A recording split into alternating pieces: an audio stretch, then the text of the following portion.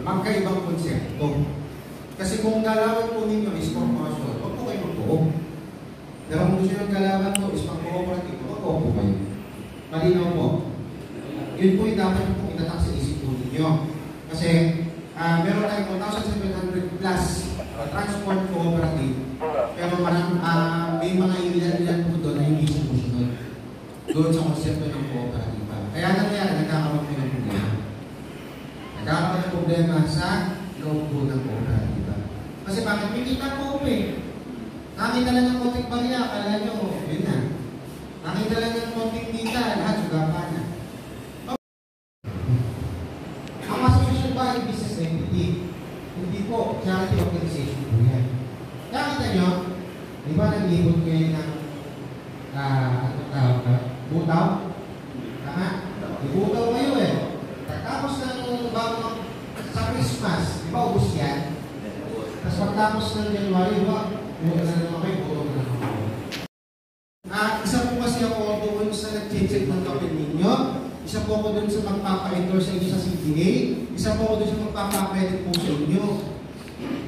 Gumagawa ng papel sa inyo para maka-credit kayo. Isa rin po ako sa mga dahilan kung bakit kayo na-cancel po kayo pag ginawa po kayo hindi maganda sa kapit ninyo.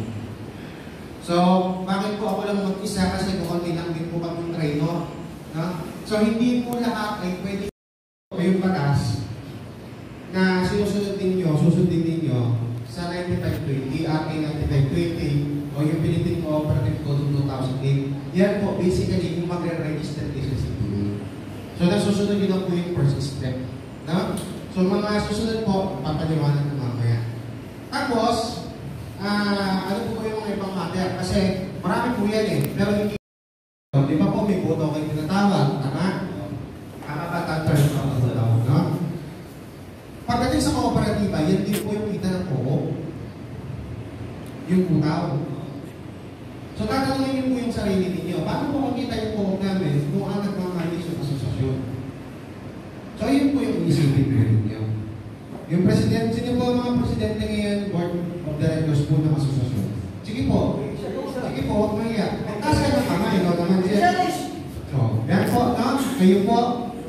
Kasi hindi ko po kayo pakikilaman dyan. Bakit po? Hindi ko po kayo jurisdiction dyan Wala po akong karapatan na sabihin sa inyo, i-start na po yung asosasyon ninyo. Wala po. Pero, dapat isipin nyo rin po yung magiging kinagdan kapag po kayo tapos asosasyon kayo. Sa terminal, may terminal kayo?